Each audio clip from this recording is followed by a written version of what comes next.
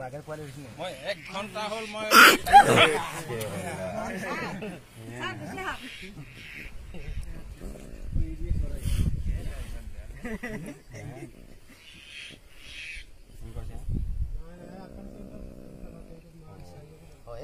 এইটো আমাৰ কলিয়াবৰ 17 নম্বৰ চাহ বাগিচাত জংগল কাটি থকা অৱস্থাত উদ্ধাৰ হৈছিলে